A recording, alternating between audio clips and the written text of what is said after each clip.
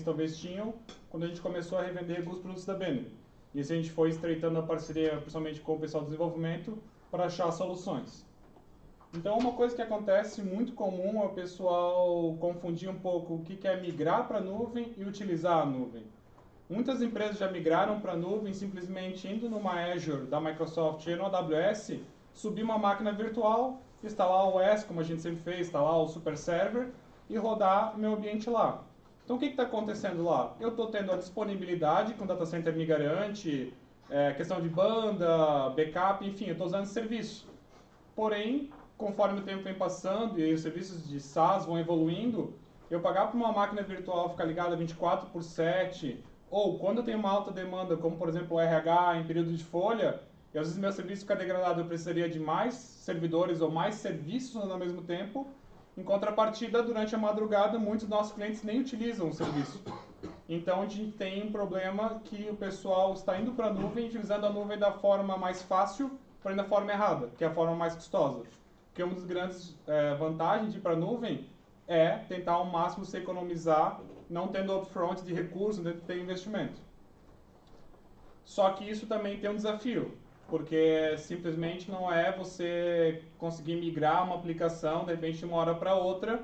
Você tem desafios de tecnologia, de código, enfim, toda uma regra de negócio por trás, você não consegue simplesmente abandonar. E muitas pessoas comparam, muitas vezes, um serviço grande como o RP que a Banner vende, com um aplicativo que foi lançado 2, 3 semanas atrás. Não tem legado, não tem muita outra coisa, então é muito mais fácil essa migração. Porém, como o Andy comentou, nós estamos nessa jornada para a cloud para levar você, cliente, para essa pegada. Então, nessa parte da nuvem, que muito se fala, você deve ter visto essa baleia em diversos lugares. Bom, para quem nunca viu essa baleia azul, ou já viu e não lembra, esse é o símbolo do Docker, que é uma empresa que deu um passo forte para fazer com que os containers virassem realidade. Mas o que é o container? Todo mundo já viu, tal, tá no hype se falar sobre isso, é novidade, todo mundo está usando. Bom, o container, a ideia dele é como surgiu a época da máquina virtual. Eu estou subutilizando, na época da máquina virtual, eu estava subutilizando o meu hardware físico para rodar somente uma aplicação, seja que era só um sistema operacional. Então eu precisava, às vezes, isolar um serviço. Por exemplo, uma boa prática do Banner, isolar a camada de Super Server da camada de OS. Então eu uso dois sistemas operacionais. Antigamente, eu precisava de 2 computadores para fazer isso. Depois a gente evoluiu para a máquina virtual. O container é mais um passo acima. Eu vou pegar a máquina virtual e eu vou virtualizar o kernel do sistema operacional. Então, uma comparação fácil para ter uma ideia é, vamos imaginar um terreno. Eu tenho um terreno, ele é o hardware. Então o pessoal vinha e construía uma casa, ocupava o terreno inteiro. Então começou a se ver que talvez o banheiro ficou muito grande, não atendia todo mundo. Pô, vamos fazer o seguinte, vamos criar apartamentos. Então vamos usar o mesmo terreno e eu vou criar layers diferentes. Eu posso ter um apartamento com uma cor diferente, com uma configuração diferente. Aos poucos evoluiu mais um pouco. O layout do meu apartamento não me atende como atende o meu vizinho. Então aí que entra o container. Dentro dessa parte de máquina virtual, eu tenho mais um layer de virtualização, que é o container, onde eu posso customizar mais ainda. Outra vantagem do container é que você, comparando com a máquina virtual, hoje a máquina virtual é praticamente o teu pet em casa. Você cuida dele, você tem um amor por ele, você faz backup da máquina virtual, você tem aquele carinho por ele. E o container, desculpe quem é vegano, mas é como se fosse uma vaca. Você não se importa quando você vai no mercado comprar carne, da onde veio, como ela foi feita, você vai consumir aquele serviço, você vai consumir aquela carne e pronto. Então, essa é a ideia do container. Depois eu vou chegar lá qual que é a vantagem disso para o próximo serviço. O container também é uma tecnologia já para quem trabalha com open source, Linux, já está muito difundida há mais de 4 anos. E a Microsoft que entrou um pouco depois dessa jornada a partir da versão do Windows Server 2016. Então, como eu comentei, uma grande vantagem do container, eu não atualizo o container. Ele é um serviço, eu subo ele com a versão do sistema operacional que eu quero, com a aplicação que eu quero, eu utilizei. Saiu uma nova versão do OS, eu jogo aquele container fora e subo um novo container com a versão atualizada. Então eu já evito um monte de problema de atualização, que é, eu estou com a .NET na versão certa, eu criei a pasta, eu dei permissão na pasta correta para o IE acessar, então a questão de suporte já diminui bastante. E a gente tem, como eu botei a frase, eu tenho garantido que foi desenvolvido é o que vai ser instalado no cliente. Então a gente tem uma vantagem muito grande nesse ponto. Indo um pouquinho para a parte mais técnica, eu tenho o modo do kernel do Windows e tenho a parte de modo usuário de host, que é essa parte aqui, que é o que o usuário está acostumado a utilizar o sistema operacional, utilizar as pastas, instalar software no modo kernel, no modo host, desculpa. E a grande sacada é que eu vou usar o container e compartilhar o mesmo kernel, ou seja, a partir do momento que essa máquina virtual subiu esse kernel, inicializou, eu já estou pronto para inicializar os containers, diferente de uma máquina virtual, que eu tenho que subir cada máquina virtual, ela sobe independente uma da outra. Então, qual que é a vantagem direta para um desenvolvedor? Primeiro, modo testes. Às vezes eu quero só alterar uma DLL que vai carregar no OS. Se eu jogar lá determinada pasta, eu vou tentar testar, não funciona. Assim eu posso pegar a liberação do OS que foi feita, por exemplo, do produto, da tecnologia, adicionar o produto e fazer esse deploy. Outra vantagem que a gente tem para o desenvolvimento, eu posso ter de forma muito mais fácil, com uma máquina virtual eu posso solicitar para a infra, que é o caso comum de várias empresas, o desenvolvedor tem a máquina dele e ele tem um servidor que ele compartilha com o time, geralmente. O que acontece? Um vai lá no OS, edita alguma coisa, o outro vai lá no OS mexe, para de funcionar os dois. Agora, com uma máquina virtual só, eu posso ter várias instâncias em container do OS, e essa instância minha, essa instância do meu colega, eu subo e desço ela a hora que eu preciso e testo de uma forma muito mais fácil. Para a operação de infraestrutura, para quem trabalha com infra, primeiro é a escalabilidade. Quando eu começo a ir para a nuvem, que eu quero segmentar o serviço para eu subir e descer conforme a minha demanda, o container é essencial. E agora, aplicando isso para a tecnologia Banner. Na versão 18.1, que é essa versão que a gente está comentando agora nessa live, o OS já está preparado para a versão Windows Server Core e Windows Server Container. Para quem não está tão acostumado com a parte infra, o Windows Server Core é a versão do Windows Server comum que a gente utiliza, porém sem interface gráfica. Qual que é a vantagem? Menor superfície de ataque, ou seja, me protejo muito mais contra ataques de força bruta de remote desktop, que é um dos mais comuns. Como eu tenho menos features instaladas, eu também tenho uma necessidade menor de update, então isso também facilita bastante. E eu mesmo assim, ele sendo Server Core, eu posso fazer a gerência total dele pela ferramenta do Server Manager da Microsoft ou o Windows Admin Center. Então vamos para a parte técnica agora, que é a gente ver o OS funcionando em container.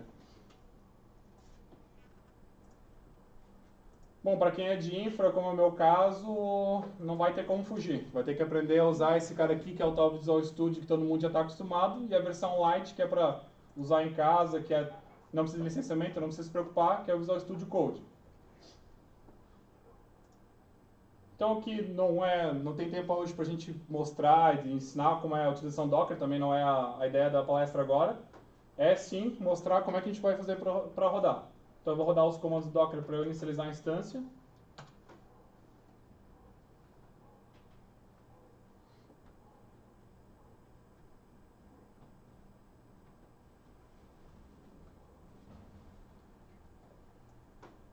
Vou inicializar outra instância. Então, nesse tempo que demorou, em torno de 6 a 7 segundos, imaginem que o Windows Server foi inicializado. O kernel de sistema operacional, como ele já está pré-carregado pela minha máquina, não tem todo aquele esquema do driver, de validar o sistema operacional, então eu já tenho um ganho muito grande em tempo. Então eu vou acessar aquele OS, que está na porta 83. Isso é comum para quem utiliza containers, é não se usar a porta padrão do sistema operacional. Porque lá dentro da minha instância Windows, o IS está na porta 80. Mas o acesso que eu vou fazer de fora, eu vou usar uma porta distinta. Porque a ideia já é pensando que eu vou ter vários US na porta 83, 84, 85. E futuramente eu vou usar um balanceador de carga que vai estar em cima, que ele vai fazer os testes, vai direcionar os usuários, seja por demanda, seja por tipo de serviço, para o cliente. Enquanto vai carregando aqui.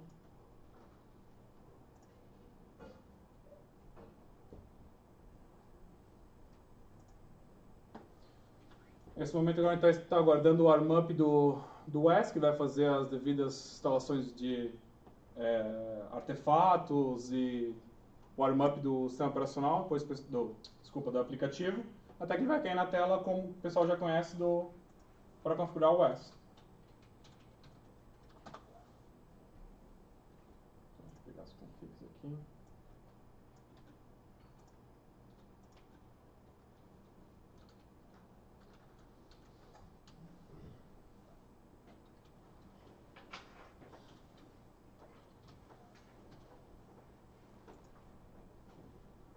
Agora ele vai aplicar essas configs no webconfig e vai validar a instalação, ver se eu tenho permissão, se eu vou chegar nesse super server, enfim, procedimento padrão do OS, e aí vai cair na tela de login. Enquanto a gente aguarda isso, o container você não consegue acessar ele de forma remota, então ele não consegue dar um MSTSC, eu não consigo dar um // no C dele para copiar o arquivo, mas eu consigo interagir com ele pelo pipeline. Então eu vou conseguir rodar um comando que é o PowerShell dentro de um outro OS que eu vou fazer a próxima configuração. Então eu estou dentro do container, como é que eu posso ter certeza disso? Eu posso ver o nome dele. Opa, olha daí.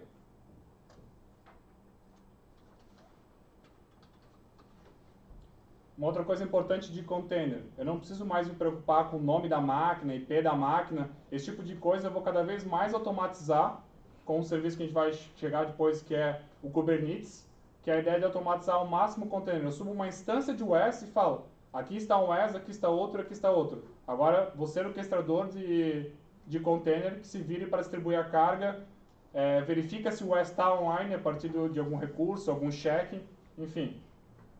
Então aqui nós vamos usar uma ferramenta que o pessoal vai comentar depois também, que é uma novidade 18.1, que é configurar o webconfig a partir de linha de comando.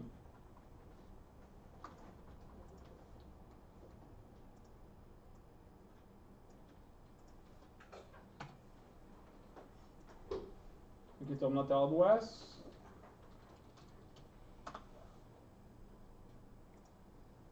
Então, configurações definidas com sucesso.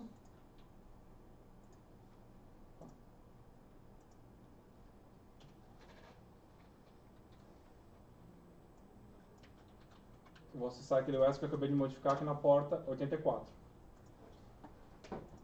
Então aqui estamos na aplicação do OS, versão 18.1, o básico digamos, da casca do OS, que não tem nenhum produto, que é a versão que é liberado pela tecnologia para que os times dos produtos possam atuar e aplicar regras de negócio, enfim. Vamos fazer um teste aqui de edição de um registro, para garantir que eu tenho acesso à base, que eu estou conseguindo fazer isso. Então beleza, validei. Aqui a gente vai aguardando enquanto vai fazendo o warm-up. A vantagem disso aqui que vocês vão verificar é que em vez de eu cair naquela tela que eu preciso me autenticar na login, na admin.aspx, eu já fiz a pré-configuração do webconfig, então eu vou cair, assim que ele terminar o warm-up, direto na tela de login, ou seja, o usuário vai ser direcionado direto para a página onde para o usuário interessa, que é a parte que ele vai botar a credencial dele para utilizar o sistema. Tá fazendo a parte do warm-up.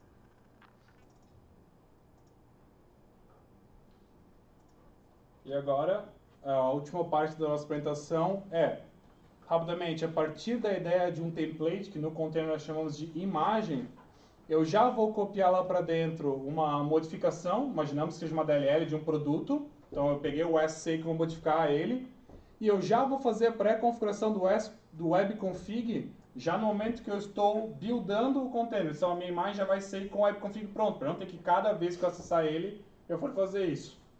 E qual que é a vantagem? A velocidade com que o Docker faz isso. Porque o Docker trabalha com o sistema de cache layer. Ele já fez aquela operação antes. Ele já fez a cópia do web-app. Ele já fez a substituição de kernel. Então ele só vai fazer as diferenças. Que é adicionar o webconfig e está pronto. Então agora eu vou subir um novo container. Só pegar aqui.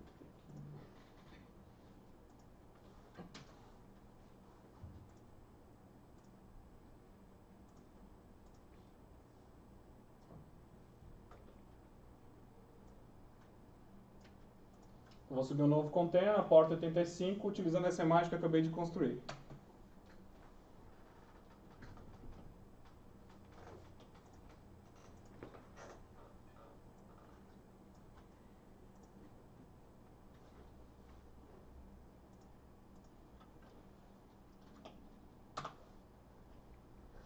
Então, falando pessoal que usa desenvolvimento, mais das vantagens para quem testa, para quem usa, quem faz parte de QA dos produtos, quanto mais eu conseguir automatizar a instalação ou cópia de arquivo, mais fácil eu consigo fazer os testes e agilizar os testes para entregar isso para um cliente ou para um fornecedor ou coisa assim.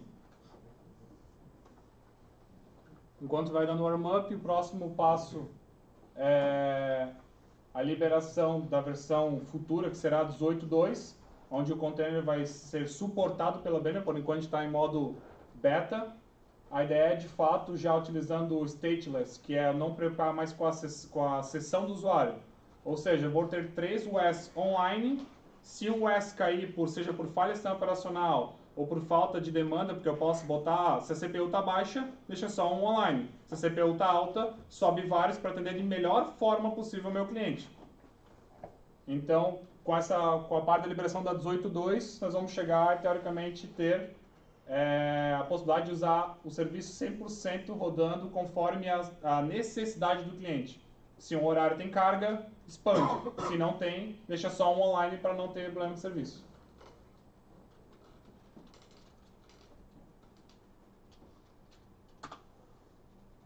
Opa.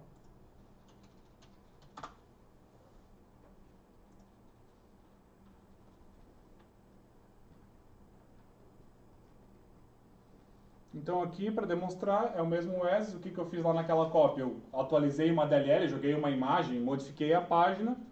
Mas se a gente vir aqui em grupos, que é onde foi que eu editei aquele registro, eu posso vir e fazer uma nova edição, enfim, consultar. Ou seja, eu estou demonstrando que eu estou acessando a mesma base, o mesmo sistema, a partir de uma nova imagem com uma modificação. Então imagina a liberação do cliente como vai ser mais rápida e a garantia que ele vai ter exatamente a configuração que eu fiz na minha máquina, no meu sistema de liberação, vai estar disponível para o cliente. Tem muito mais coisa para falar, então o pessoal vai tocar agora, vamos com o Paulinho para falar sobre Config. Obrigado.